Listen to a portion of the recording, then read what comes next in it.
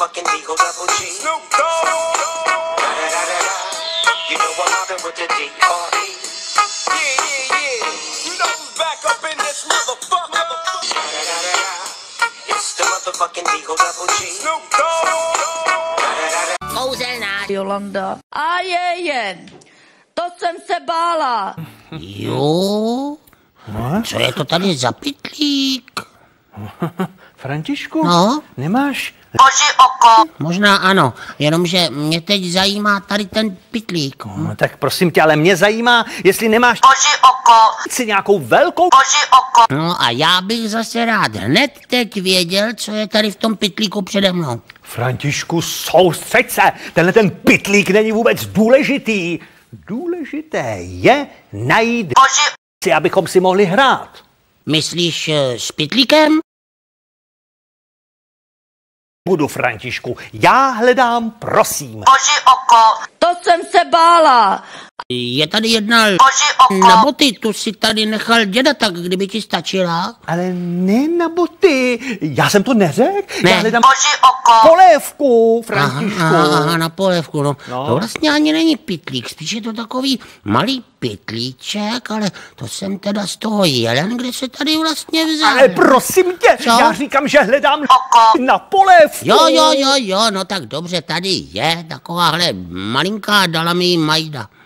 Tohle je lžce na polévku. Samozřejmě, my skřítkové z fanfárie jsme malinkatí a tak ta na polévku je pro nás tak akorát, aby se nám vešla do pusy. No, tak pro nás je tak akorát do kafíčka, aby se dalo zamíchat. Františku, já potřebuju opravdovou velkou polévku. Mám tady takovou, pro nás skřítky je velká jako pro vás lopata, taky tak používáme. Ale ten pytlík je opravdu malinkatý. Já to s tím Františkem vzdávám. To možná je pro tebe lopata, ale pro nás je to normální, malá Koži oko. Ale já, prosím tě, hledám velkou. Koži oko. Říká se jí, toto si nemůžu vzpomenout. Moje jméno je Jolanda. No jo, tak proč to neřekneš hned? Tu tady mám taky, tu tady nechala posledně Jitka. Tady je, tu máš.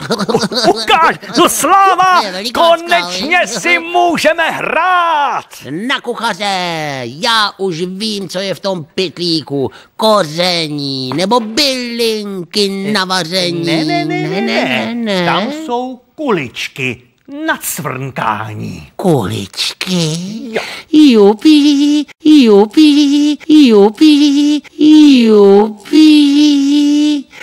Počkej, Michale, ale s kuličkami se hraje přece venku? Potřebuješ k ním důlek a ten se v koberci udělat nedá, ach jo. Co pak ho nevidíš? Podívej se, Františku, vezmu si tu kuličku a strefím se do důlku. Jo,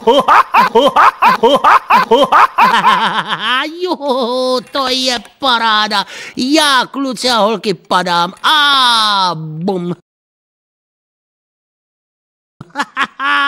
On to s tím domácím cvrnkáním ten náš Michal myslí doopravdy. Jasínko, Františku, podívej se, co umím. Krásné, Michale, řeknu ti, to jsou kuličky do obýváku jako dělané. Já se nedívám klíčovou dírkou, já se dívám do klíčové dírky.